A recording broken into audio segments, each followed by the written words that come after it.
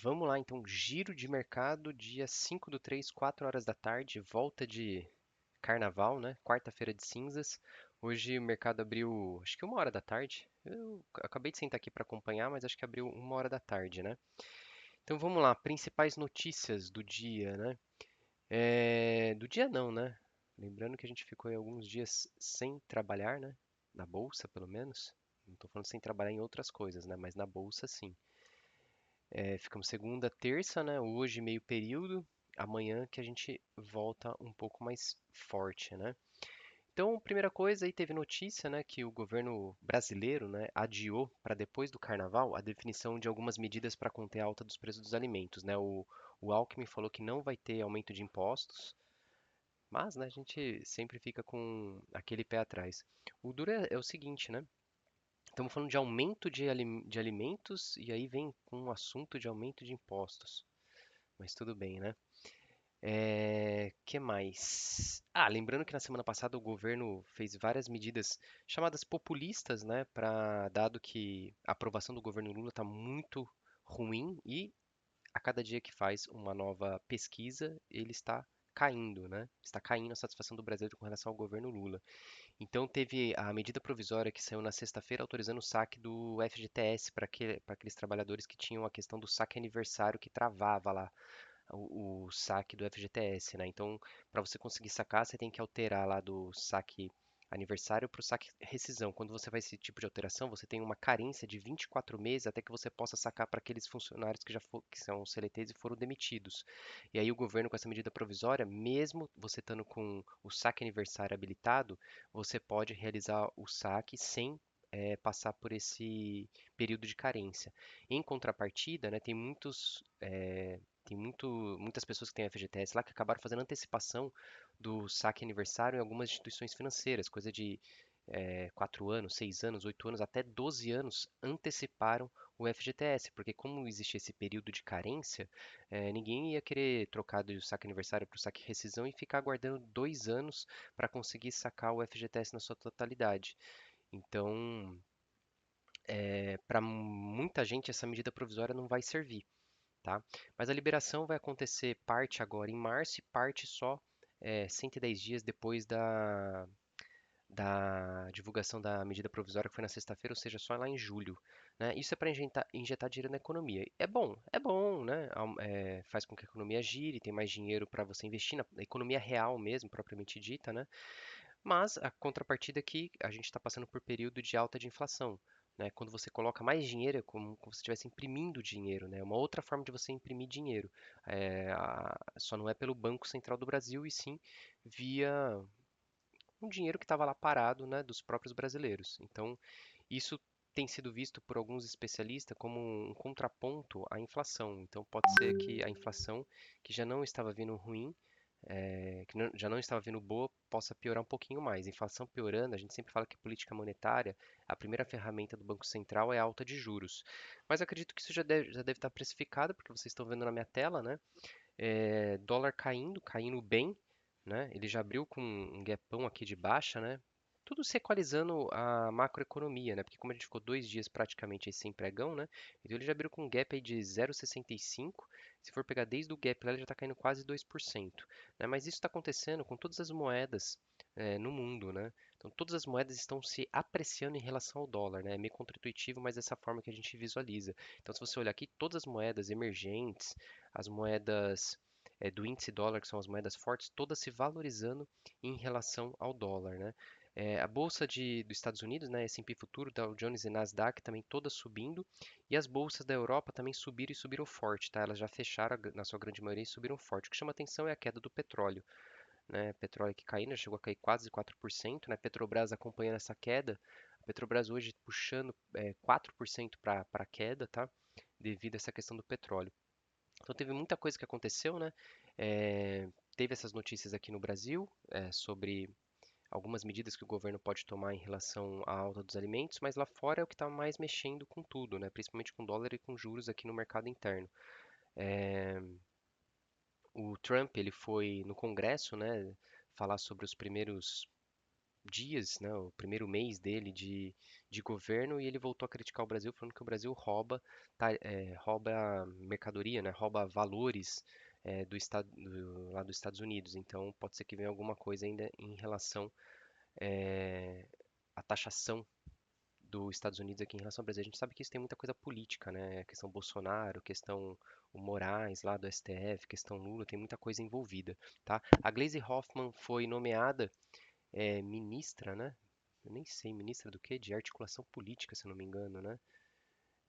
Acho que foi isso. De articulação política. A Glaze, ela é muito crítica do Haddad, né? Então também o pessoal está meio preocupado que isso possa enfraquecer ainda mais o ministro da Economia, né? Que já é enfraquecido, né? Não sei por que tanto dessa preocupação. Bom, voltando lá para as bolsas lá fora que eu mostrei, né? Que as bolsas europeias fecharam em alta. Isso tudo muito devido. É até contraintuitivo, né? Mas é difícil a gente entender o capital especulativo no mundo, né? O Trump vai colocar em prática, na verdade colocou em prática hoje, né, a partir de hoje, a tarifação em cima de China, Canadá e México, né? E voltou a discutir lá a tarifação em cima de alguns produtos europeus. Só que bastou um secretário dele lá de exportação falar que o Trump está aberto à negociação, a rever essa taxação e papapá, papapá, papapá, que de forma que as bolsas fecharam todas otimistas, né? E vamos lá. Aí isso está refletindo aqui, né? Então, dólar caindo, juros caindo e caindo bem, né? Então, você pega lá os juros caindo em torno de 1%, 2% no 2028. Então, todas essas notícias refletindo aqui nesses 2 dias que a gente ficou de mercado parado, tá? Vamos para a bolsa. Vamos ver aqui, né? Então, a Petrobras aí liderando as quedas da bolsa, né? Devido a essa queda do petróleo. Embraer subindo bem, né? Não sei se teve notícia, não acompanho a Embraer. Ambev continua subindo bem, né? Lembrando quem tem posições na Ambev começar a zerar, tá? E eu tô zerando várias posições na Ambev. Acho que eu até mostrei no vídeo anterior, né? Mas tá aqui, ó, por exemplo, ó. Tô zerando aqui todas essas ordens em amarelo aqui são ordens minhas, zerando posição em Ambev, tá? Vamos já partir direto para Ambev, então. Só para a gente ver, né? Então, Ambev a gente sempre fala aqui, ativos laterais, pegar os vídeos das últimas 2 semanas, a gente vem falando de montagem de estrutura de renda fixa e tudo mais, né? Quem montou, por mais que seja a estrutura de renda fixa, a estrutura deu mais do que uma renda fixa, chegou até 3 a 4%. Deixa eu até ver aqui, ó. Deixa eu ver aqui que eu tinha colocado uma estrutura aqui de Ambev. Deixa eu ver aqui quanto que ela tá dando.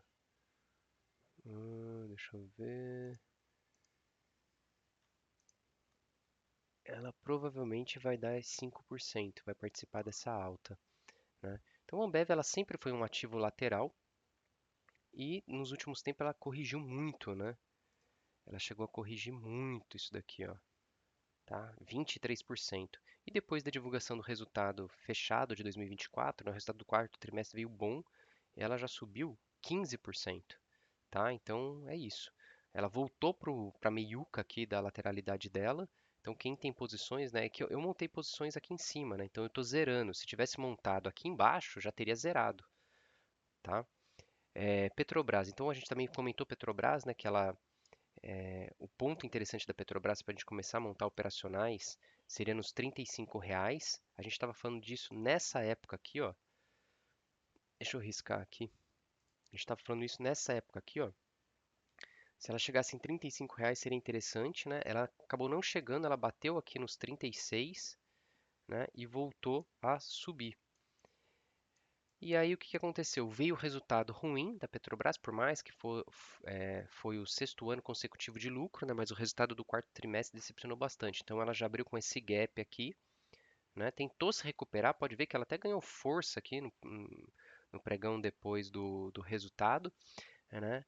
Só que hoje, com essas notícias macroeconômicas, né, teve muita notícia da OPEP também, essa questão da tarifação está impactando o petróleo, ela abriu com mais gap aqui. Ou seja, agora ela beliscou aqui a nossa região do 35. Então, realmente ficar atento aí para montagem de operacionais baseada em venda de put. Eu coloquei, vou colocar aqui na tela, um booster de put no crédito, tá? Uma operação que chama bastante margem, mas ela te dá uma zona de proteção bem interessante, né? Então, Petrobras agora está no 34,80, né? 34,80. Então, olha a zona de proteção que você tem. Deixa eu aumentar o gráfico aqui, ó. Olha essa zona de proteção, né? Você tem 10%, então, ou seja, ela já caiu 10 e se ela cair mais 10, você ainda está tranquilo, né? Lembrando que put a gente trabalha com put vendida, mas a gente não trabalha com call vendida. E se ela ficar na região entre o 33 e o 31,50, você aumenta o crédito que você recebeu. Então você recebe um crédito e se ela ficar nessa região dos 32,90, vai, com 31,50, você ainda recebe mais dinheiro do que você recebeu na entrada da operação, tá? Então essa é uma operação interessante para você dar uma olhada aí para os seus estudos. Outras operações em Petrobras, linha de Mannerheim e Calendar Line, tá? Então, o giro de mercado fica por aqui. Então, o giro de mercado do dia 5 do 3 fica por aqui até o giro de mercado de amanhã.